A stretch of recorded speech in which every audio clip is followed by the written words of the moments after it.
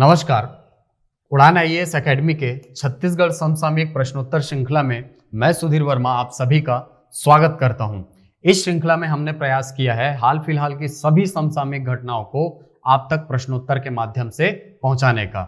ऐसी समसामयिक घटनाएं जो कि आपके परीक्षा के दृष्टिकोण से अत्यंत महत्वपूर्ण हैं। पर मुख्य विषय में प्रवेश करने के पहले आपको बता दें कि पिछले 9 वर्षों की निरंतरता को जारी रखते हुए उड़ान आईएएस एकेडमी पुनः एक बार आपके लिए लेकर आया है न्यूनतम शुल्क में CGPSC pre online test series, जिसके अंतर्गत आपको मिलते हैं कुल 51 टेस्ट और प्रत्येक टेस्ट के प्रत्येक प्रश्न का वीडियो विश्लेषण। साथ ही छात्र हित को ध्यान में रखकर हमारी संस्था ने कुछ महत्वपूर्ण पुस्तकों का प्रकाशन किया है जो कि आपके सीजीपीएससी प्री, मेंस, एसीएफ सभी परीक्षाओं के लिए समान रूप से उपयोगी हैं।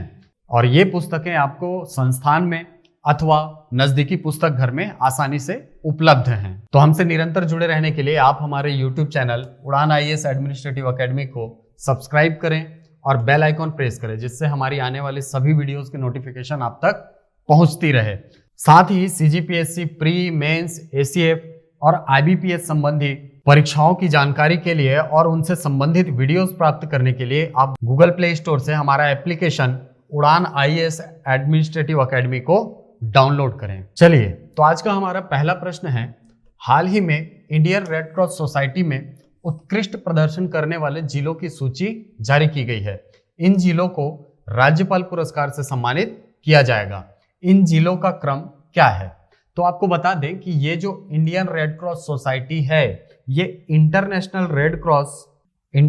रेड क्रॉस और रेड क्रिसेंट मूवमेंट इसकी एक अनुषंगी गतिविधि है, जिसके द्वारा आपदाओं के समय सहायता प्रदान करने का काम किया जाता है। आपने सुना होगा कि जो रेड क्रॉस सोसाइटी है वो ब्लड डोनेशन वगैरह के लिए कैंप का आयोजन करती रहती है।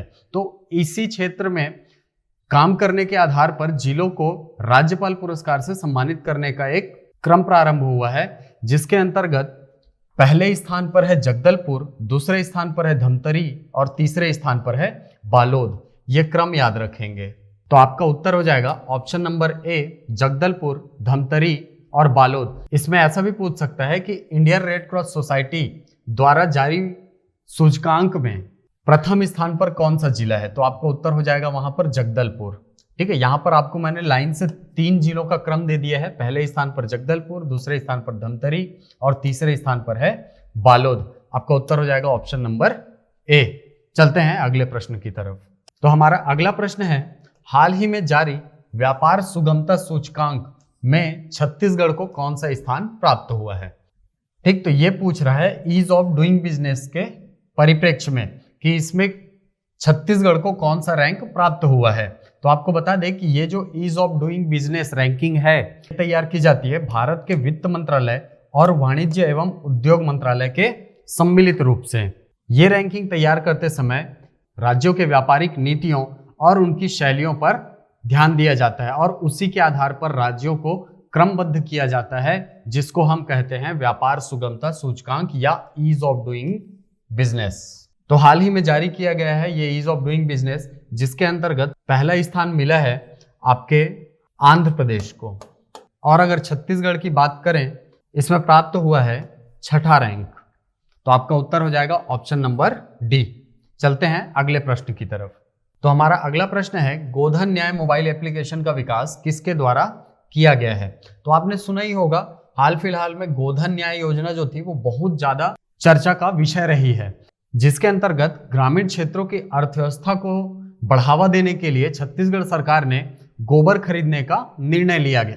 तो गोबर खरीदने के बाद जो राशि है उसका भुगतान कृषकों को ऑनलाइन भुगतान करने के लिए गोधन न्याय मोबाइल एप्लीकेशन विकसित किया गया है, जिसका विकास किया गया है चिप्स के द्वारा। चिप्स का फुल फॉर्म होता है छत्तीसगढ़ इन्फोटेक प्रमोशन सोसाइटी, जो कि छत्तीसगढ़ सरकार के द्वारा बनाई जा रही सभी एप्लीकेशन का क्या करती है? विकास करती है। सरकारी संस्था है एक। ठीक है, चलते हैं अगले प्रश्न की तरफ। तो हमारा अगला प्रश्न है, हाल ही में जारी ease of doing business ranking में प्रथम स्थान पर कौन सा राज्य है? ऑप्शन में है तेलंगाना, आंध्र प्रदेश, गुजरात और ओडिशा। तो जैसा कि मैंने पहले बताया कि जो ईज ऑफ डूइंग बिजनेस है, इसके अंतर्गत पहला स्थान पर कौन है? आंध्र प्रदेश है। तो आपका उत्तर हो जाएगा ऑप्शन नंबर बी। चलते हैं अगले प्रश्न की तरफ। तो हमारा अगला प्रश्न है, राज्य स्तरीय सतर्कता एवं मॉनिटरिंग समिति के बारे में सत्य कथनों का चयन करें। आपको पहचान करना है कि इनमें से कौन सा कथन सत्य है और कौन सा नहीं है। पहला कथन है, यह अनुसूचित जाति और अनुसूचित जाति अत्याचार निवारण अधिनियम के तहत गठित की गई है। हाँ, क्योंकि अनुसूचित जाति और अनुसूचित जनजाति जो एक्ट है वो आया था 1989 में, जिसको संशोधित किया गया था 2015 के अंतर्गत। तो ये राज्य स्तरीय सतर्कता एवं मॉनिटरिंग समिति है, वो इसी एक्ट के अंतर्गत क्या किया गया है, गठित किया गया है। दूसरा है आपका, इसके अध्यक्ष मुख्यमंत्री श्री भूपेश बघेल है। हाँ, इसमें साफ लिखा है इस एक्ट में कि ये जो समिति होगी उसके अध्यक्ष कौन होंगे, राज्य के मुख्यमंत्री होंगे। तो ये कथन भी हमारा क्या है, सही है। तीसरा कथन है, इस समिति में सांसद और विधायक गण सदस्य होते हैं। ये कथन भी बिल्कुल सही है कि राज्य के जितने भी सांसद हैं और जितने भी विधायक हैं सभी के सभी इस सतर्कता एवं मॉनिटरिंग समिति के सदस्य होते हैं। तो आपका उत्तर हो जाएगा ऑप्शन नंबर डी, सभी कथन सत्य हैं। चलते हैं अगले प्रश्न की तरफ। तो हमारा अगला प्रश्न है, विश्व प्रसिद्ध बस्तर दशहरा के सफल आयोजन हेतु गठित बस्तर दशहरा समिति के उपाध्यक्ष नामांकित किए गए हैं। यानी पूछना चाहता है कि जो बस्तर दशहरा के लिए गठित समिति गठित की गई है उसके उपाध्यक्ष कौन है। याद रखिए, आपको उपाध्यक्ष पूछ रहा है, अध्यक्ष नहीं। ऑप्शन में है विक्रम मंडावी, भूपेश बघेल जी, अर्जुन मांझी या कमलचंद भंजदेव। तो आपको बता दें कि ये जो समिति गठित की गई है बस्तर दशहरा के सफल आयोजन हेतु, इसके अध्यक्ष कौन है, दीपक बैज इस समिति के अध्यक्ष हैं। और उपाध्यक्ष कौन है, अर्जुन मांझी। ये अध्यक्ष हैं, ये क्या है, उपाध्यक्ष हैं। तो आपको प्रश्न में पूछा गया है इस समिति के उपाध्यक्ष कौन है, तो उपाध्यक्ष आपके पास श्री अर्जुन मांझी। आपका सही उत्तर है ऑप्शन नंबर सी।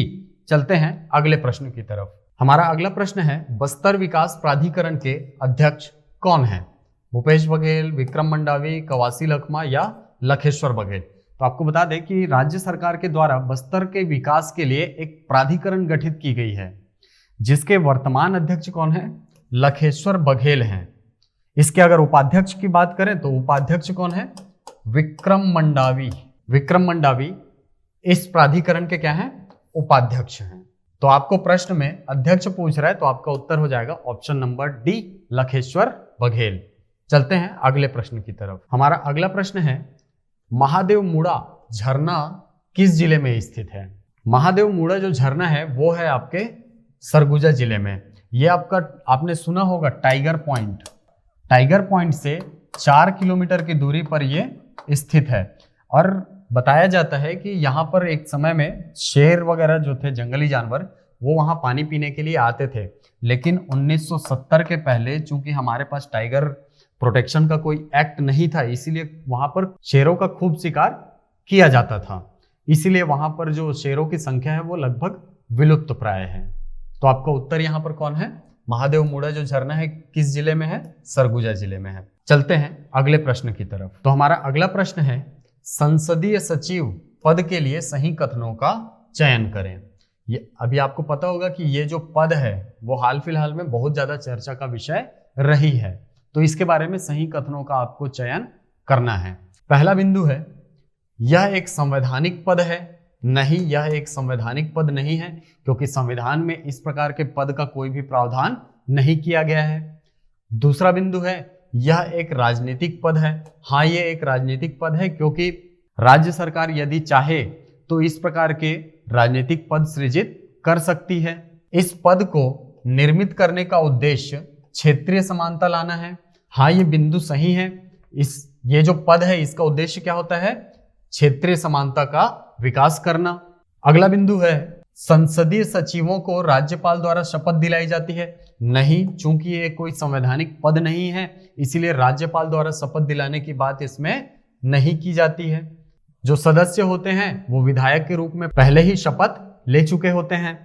अगला पॉइंट है, इन्हें शासकीय कार्यालयों में विभागीय मंत्री के समान शक्तियां प्राप्त होती है। नहीं, ऐसा नहीं है। इनका काम केवल सलाहकार के रूप में होता है, न कि विभागीय मंत्रियों के समान होता है। ये विभागीय मंत्रियों के समान काम नहीं करते, बल्कि केवल काम करते हैं किसके रूप में, एक सलाहकार के रूप में। तो ये वाला बिंदु क्या हो गया आपका, गलत हो गया। अगला पॉइंट है, वर्तमान में छत्तीसगढ़ विधानसभा के 15 विधायकों को संसदीय सचिव नियुक्त किया गया है। ये एकदम फैक्चुअल क्वेश्चन है, पर्टिकुलरली इसको भी पूछ सकता है कि संसदीय सचिवों की संख्या वर्तमान में कितनी है, छत्तीसगढ़ सरकार के द्वारा कितने विधायकों को संसदीय सचिव के रूप में नियुक्त किया गया है। तो आपका उत्तर वहां पर क्या हो जाएगा, 15 हो जाएगा, और ये फैक्ट एकदम सही है। तो आप देखेंगे कि बिंदु क्रमांक 2, 3 और 6 ये आपके सही उत्तर है। तो आपका ऑप्शन नंबर ए जो है इसमें है 2, 3 और 6, अर्थात संसदीय सचिव एक राजनीतिक पद होता है। इसका उद्देश्य क्षेत्रीय समानता को लाना होता है, और वर्तमान में छत्तीसगढ़ विधानसभा के 15 विधायक जो हैं वो संसदीय सचिव के रूप में भी कार्य कर रहे हैं। तो आपका उत्तर है ऑप्शन नंबर ए। चलते हैं अगले प्रश्न की तरफ। हमारा अगला प्रश्न है, व्यापार सुगमता सूचकांक भारत सरकार के किस मंत्रालय के द्वारा जारी किया जाता है। थोड़ा सा यहाँ पर प्रिंटिंग मिस्टेक है ना, किस मंत्रालय। आपके पास ऑप्शन है वित्त मंत्रालय, वाणिज्य एवं उद्योग मंत्रालय, ए और बी संयुक्त रूप से, या फोर्ब्स पत्रिका। तो जैसा कि मैंने आपको पहले ही स्लाइड में बताया था कि ये जो व्यापार सुगमता सूचकांक है या ease of doing business ranking है वो किसके द्वारा तैयार की जाती है, वित्त मंत्रालय और वाणिज्य एवं उद्योग मंत्रालय के संयुक्त प्रयास से इसको बनाया जाता है। तो यहाँ पर उत्तर हो जाएगा आपका ऑप्शन नंबर सी, ए और बी संयुक्त रूप से। तो ये थे हमारे आज के कुल 10 प्रश्न और सभी प्रश्नों के आंसर कीज। इसको बिल्कुल एकदम ध्यान रख लेंगे क्योंकि ये प्रश्न आपके एग्जाम के पॉइंट ऑफ व्यू से बहुत ज्यादा महत्वपूर्ण है।